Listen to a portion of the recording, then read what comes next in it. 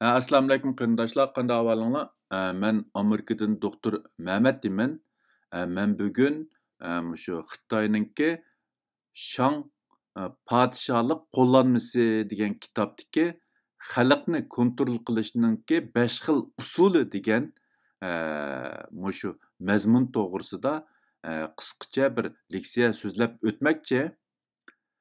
Bu leksiyaninki asosliq mazmuni shu shu Shang podshohninki qo'llanmasi degan kitobda o'tirib qo'yilgan xalqni qandoq kontrol qilish to'g'risidagi 5 xil usul ustida bo'lib, bu leksiyani so'zlashdan asosliq maqsad buningda shu insonlarniki tafakkuri va ro'yini kontrol qilishdan shu insonlarniki ro'y sog'lomligiga ta'sir ko'rsatadigan ba'zi taktika va usullar bo'lganligi uchun men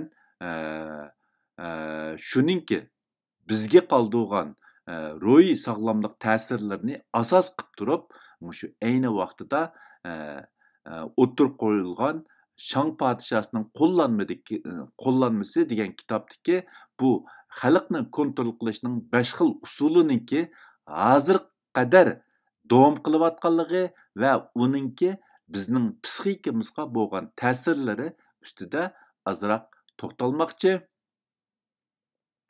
Tövəndə diqqətinizlə leksiyanın məzmunu bolsun.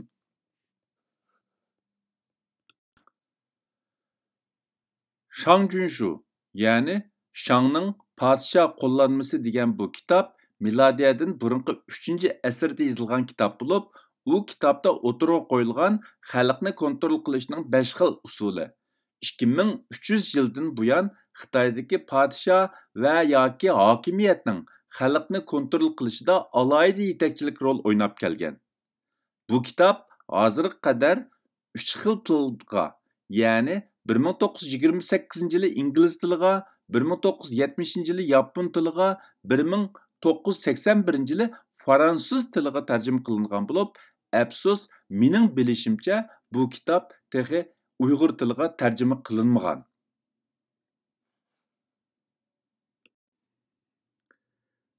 Xalqni kontrol qilishning birinchi usuli ojiz orqali kuchlikni yo'q qilish, eski orqali yaxshini yo'q qilish bo'lib, uningda mundaq deyilgan. Hukumat yoki hokimiyat agar kuchlik xalq bilan kuchlik kuchni yo'qotganda, qilib qolgani yana kuchlik xalq bo'lib, ularni boshqarish qiyin bo'ladi. Natijada hokimiyat ojizlashib ketadi. Agar hukumat ojiz xalq bilan, ya'ni ojiz yoki nodon xalq bilan kuchlik, aqlliq xalqni yo'qotgan vaqtida qilib qolgani ojiz va nodon xalq bo'lib, ularni boshqarish ko'p oson bo'ladi. Natijada hokimiyat kuchlanadi, podshoh bexatar bo'ladi. Ya'ni xalq kuchlanganda hokimiyat ojizlashadi, xalq ojizlashgan vaqtida hokimiyat kuchlanadi.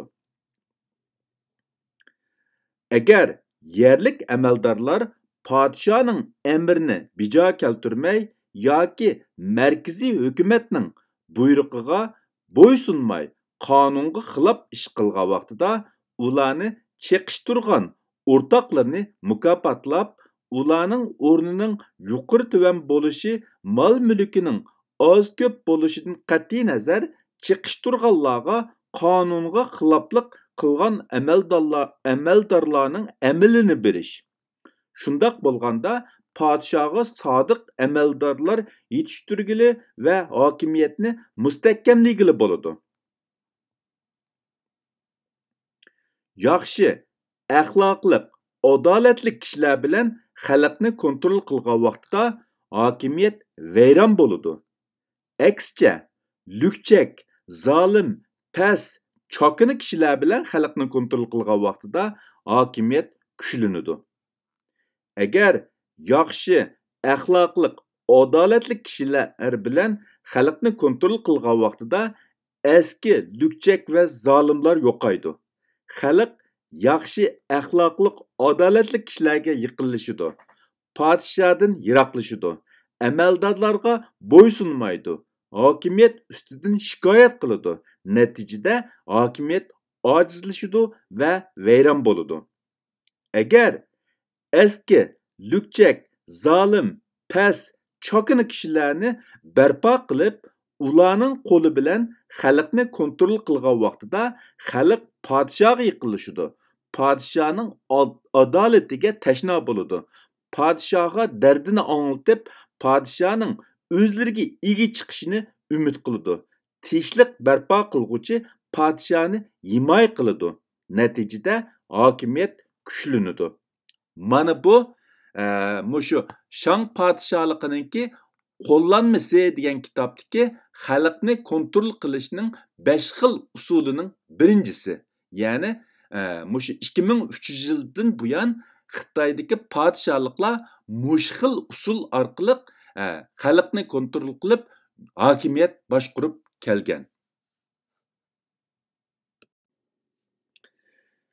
Xalqni kontrol qilishning ikkinchi usuli birli din yoki birlik kelgan e'tiqod barpo qilish, ya'ni xalqni bir tutash tarbiyalash yoki xalqni ideya jihatda eng yuqori darajada birlikka keltirish bo'lib, uningda mundaq deyilgan: podshoh yoki hokimiyatning amrini yoki buyruqni tanqid qilishga yoki podshoh hukumatga qarshi o'zining mustaqil ko'z qarashini o'tirg'a qo'yishga qat'iy yo'l qo'ymaslik kerak.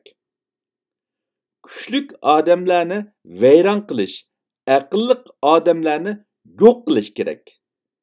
Taqdirlanish yoki amalga erishish uchun faqat va faqatla podshoh uchun xizmat qilishni o'lcham qilish kerak. Podshoh uchun xizmat qilishdan boshqa barliq axloq fazilatni taqdirlash yoki amal berishning o'lchimi qilmaslik kerak. Agar davlatda biror masala ko'rilsa, bilim egisi qonun tuzumini ayblaydi. Hokimiyatga bo'ysunmaydi. Natijada hokimiyat ojizlashadi. Agar kishilar bilim egallashni, munozir qilishni yaxshi ko'rsa, u chaqda hokimiyat ojizlashib mangadi. Shunga munozir qilishni, erkin fikr qilishni cheklab, ideyani yuksak darajada birlikka keltirish kerak.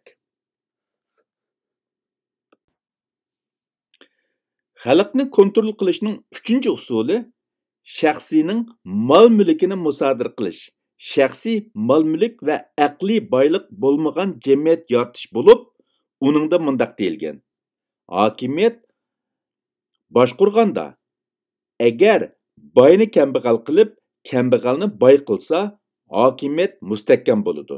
Shunga xalqning mol-mulkini musodir qilish kerak. Yolg'iz xalqning mol-mulkini musodir qilib qolmasdan, balki ularning dasmoyisini va qaytadan boy bo'lish iqtidorini yo'q qilish kerak. Faqat shunda qilganda masala ondan to'liq hal bo'ladi, hokimiyat mustahkamlanadi. Nutuq so'zlug'ichining dasmoyisi uning so'zlash qobiliyatidir. Filosofning dasmoyisi uning ideyasidir. Baturning dasmoyisi uning jasoratidir. Qo'l hunarvanning dasmoyisi uning ikki qo'lidir. Savdogarning dasmoyisi uning aql farosatidir. Qushni ko'ndirman desang, uning qanotini kesib o'tishing kerak. Xalq faqat hukumatga tayinib yashaydigan bo'lganda, ondan gap anglaydigan bo'ladi, ondan hokimiyat mustahkamlanadi.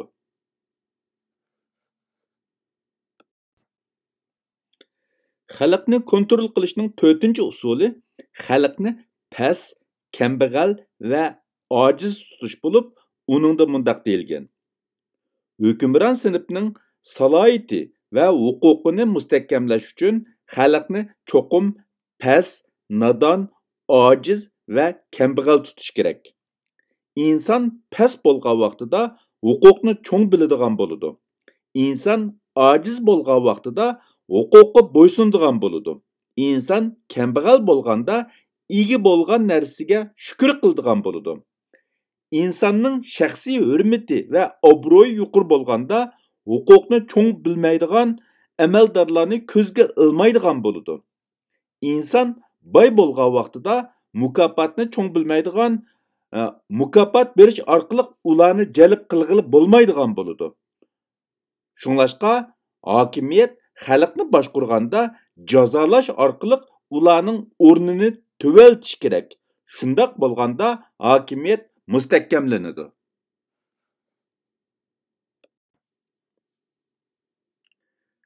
Xalqni kontrol qilishning 5-usuli urush qilish, o'ltirish bo'lib, uningda mundaq deyilgan. Yuqorqi 4 xil usul unumlik bo'lmaganda urush qilish, o'ltirish usulini qo'llanish kerak. Kuchlik xalq hokimiyatga nisbatan tahdid. Ular paydo bo'lgan hamon ularni yo'q qilish kerak. Davlat kambag'al bo'lganda urush qilish kerak. Shuning bilan davlat ichidagi ziddiyat va tahdidni dushman tarafga oqtirg'ili va hokimiyatni kuchlantirg'ili bo'ladi. Davlat kuchlanib urush qilmaganda ziddiyat yoki tahdid davlat ichida qoladi. Natijada hokimiyat ojizlashadi. Davlat kuchlanganda cho'qim urush qilish kerak. Shuning bilan ziddiyat va tahdid dushman davlatga oqidi. Natijada hokimiyat kuchlandi. Ya'ni urush bo'lganda kuchlangan xalqni dushman bilan urushga silish orqali ularning kuchini ojizlashtirg'ili bo'ladi. Shuning bilan hokimiyatni saqlab qolg'ili va kuchlantirg'ili bo'ladi.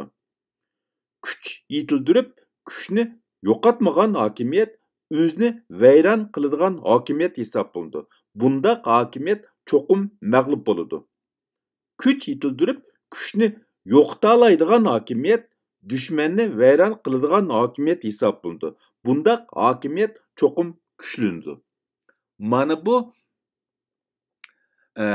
Xitoyda tarixdagi podsho va hokimiyatning davlat boshqarishida xalqni kontrol qilish uchun qo'llanib kelgan 5 xil usul.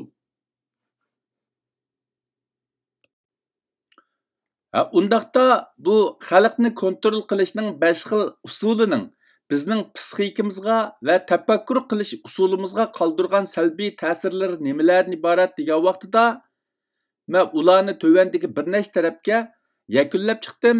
Birinchisi millatning sarxillari bo'lgan oqsumaklar va boy pomuchiklarni o'zimizning qo'li bilan yo'q qilib qolmasdan, hatto tilimizdagi u atalg'ularning ma'nosini salbiylashtirgan. İkincisi, ideyani birlikka keltirib, markaz bilan birlikni saqlash natijasida bizda farqli ko'z qarash va fikrlarni qabul qila olmaslik psixikasi yetilib qolgan. Uchinchisi, xalqning mol-mulki va boyligini har xil bo'htonlar bilan musodara qilish orqali xalq yo'qsiz, kambag'al holga tushib, xalqni qo'saq to'yg'uzish bilan oldirash bo'lishga majbur qilgan. To'rtinchisi, bilim egalari va ko'zi ochilgan kishilarni har xil bo'htonlar bilan sababsiz jazolab, o'ltirib kishilarni jazolanmaslikni o'ziga berilgan mukofot deb biladigan holga tushirib, hatto ba'zilarda o'ziga zulm qilganlarga xushomat qiladigan ro'yi qulluq ideyasi paydo qilgan. Xalqni kontrol qilishning 5 xil usuli degan bu leksiyani men mishada oxirlashtirmoqchi. Hammanglarning diqqat bilan anglag'aninglarga ko'pdan ko'p rahmat. Xayr xo'sh, ko'rishishcha omon bo'linglar.